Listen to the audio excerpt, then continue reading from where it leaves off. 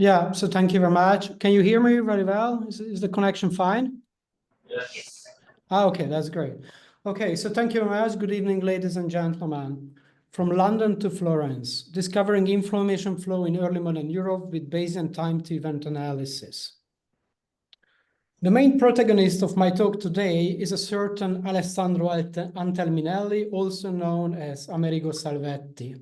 There is no surviving depiction of Salvetti, so I decided to give his biography to our clever friend, and I asked him to match it with a painting. And our clever friend gave the painting The Death of Caesar by Jean-Léon Gérôme. He also provided the following comment. Although not directly related to Antelminelli's life, this painting symbolically resonates with the themes of political intrigue, betrayal, and the consequences of ambition. So who was this Alessandro Antelminelli, and why did he have two names? Alessandro Antelminelli was born into a wealthy merchant family in Lucca. And when he was 18, his father and his older brother were convicted and executed for treason and conspiracy. And this had a long-lasting impact on Antelminelli's life. He was wanted by the government of Lucca, and he was on the run almost until his death. Actually, Antelminelli survived various assassination attempts. As a result of the continual threat, he changed his name and assumed the new identity of Amerigo Salvetti. Around 1600, Salvetti settled in London and died there after the Civil War. From 1620s, he was the Florentine resident ambassador in England, and today he is known as an important eyewitness of the Civil War. Throughout his long tenure, Salvetti sent weekly handwritten newsletters and dispatches to the Grand Ducal Court of the Medici. Salvetti's newsletters were the main information channel between London and Florence. The goal of my talk today is to present how I analyze the information flow through this channel.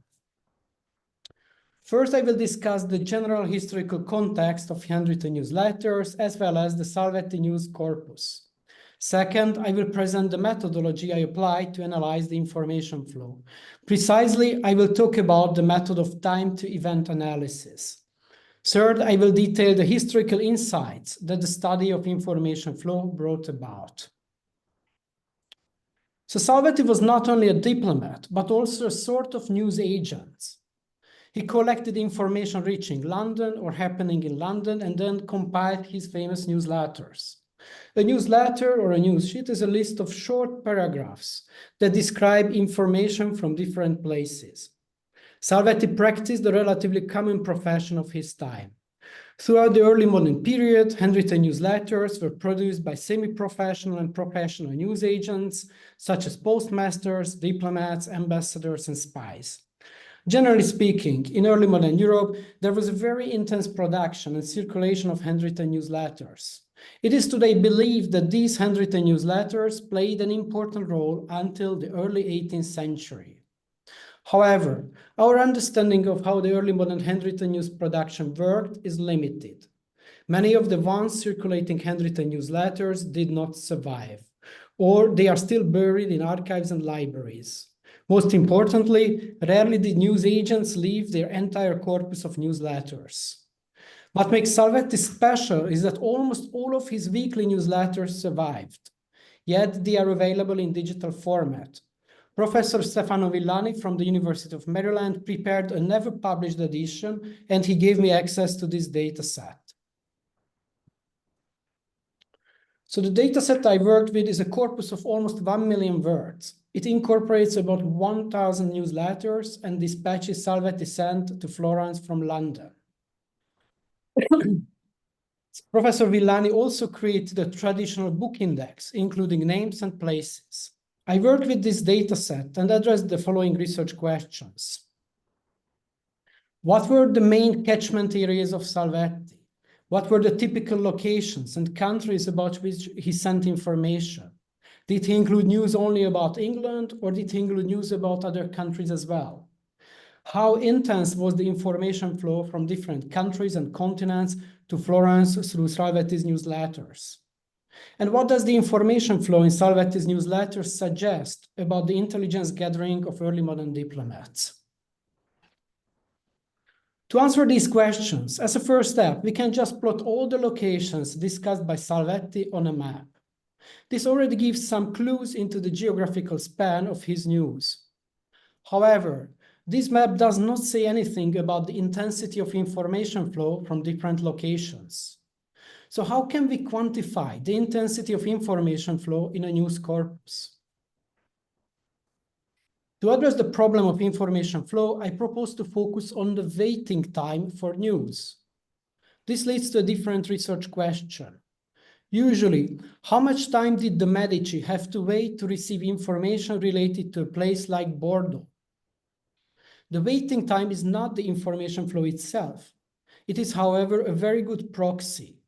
The shorter the usual waiting time for news from a given location was, the more intense the information flow was from that location. But there is a problem with the waiting time. As this modest visualization shows, the waiting time for news from Bordeaux was not a fixed value. It is sometimes 12 days, sometimes 10 days, 6 days, and so on. So how to deal with this fluidity? There is a branch of statistics named time-to-event analysis that helps cope with this challenge. Time-to-event analysis is used in different fields such as engineering and pharmacology. I have brought you a real-life example of how time-to-event statistics handles the fluidity of the waiting time. So let me share a personal experience with you. When I bought my first second-hand car, my father told me, "You have to replace the timing belt." And I asked him, why would I need to do that? This car is in great shape. Well, I learned that the timing belt is the soul of a traditional combustion engine car. If the timing belt fails, it is an enormous problem. It will cost you a fortune. So how many of you have ever had a timing belt failure? And Chair, could you please just let me know the number that you see there?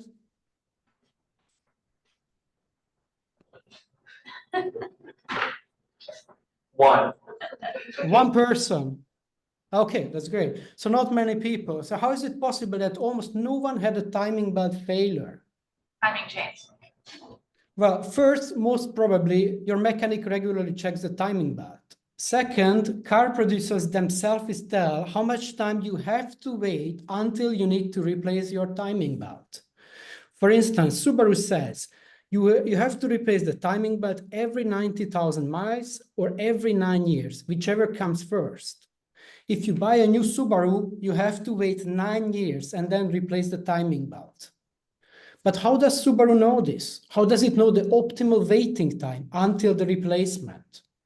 A timing belt failure can also happen after 2 years, 3 years, and so on. So the time until the failure of an engine part is also fluid.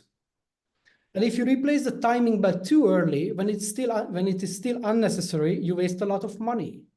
On the other hand, if you wait too much time with the replacement, you risk an engine failure. So to resolve this problem, Subaru and other car producers run a lot of tests. Then they statistically model the usual waiting time until a failure occurs. So let's see a typical plot in time-to-event analysis. The x-axis is the waiting time. The y-axis is the probability of failure. As you can see, it is too early to replace the timing belt after 2 years. The probability of failure is low. On the other hand, waiting 14 years is risky. The probability of failure is quite high. The plot shows how time-to-event statistics uses probabilities to cope with the fluidity of waiting time. Practically, time-to-event statistics connect the probability of an event with the waiting time until the event occurs. The event can be the failure of an engine part, the eruption of a volcano, or receiving news from a given location. Now, going back to the example of Bordeaux, we can already infer the following things. Receiving news from Bordeaux in 6 days was possible, but it was still very unlikely. On the other hand, it seems that the most likely usual waiting time was around 11 days. Time-to-event analysis offers a mathematical framework to do this inference in a precise way. Now, after this, let's see how I use time-to-event statistics to model the waiting time for news from Salvetti and to assess the information flow from London to Florence. And here is a simplified outline of my research procedure. First, I transferred each city, country, and continent in the index of Villani into a new stream represented as a time series. Second, I estimated the average waiting time for one piece of news from a given location, such as Bordeaux. For this, I applied Bayesian inference. Unfortunately, today there is no time to delve into the Bayesian component of my research. However, I have a forthcoming paper in the DH Benelux journal that explains the connection between Bayesian inference and time-to-event analysis. Third, I studied the waiting time on the long run. Precisely, I studied the time until the Medici received 10 pieces of news from a given city, country, and continent. This highlights a nice feature of time-to-event analysis. It enables the modeling of the waiting time for multiple events to occur. Finally, I compared the waiting times for news from different countries, continents, and cities, and I used the results to assess the information flow from these locations. Now let's see the results. I uploaded the plot supporting the results to here, so let me wait a few seconds so that you can open it.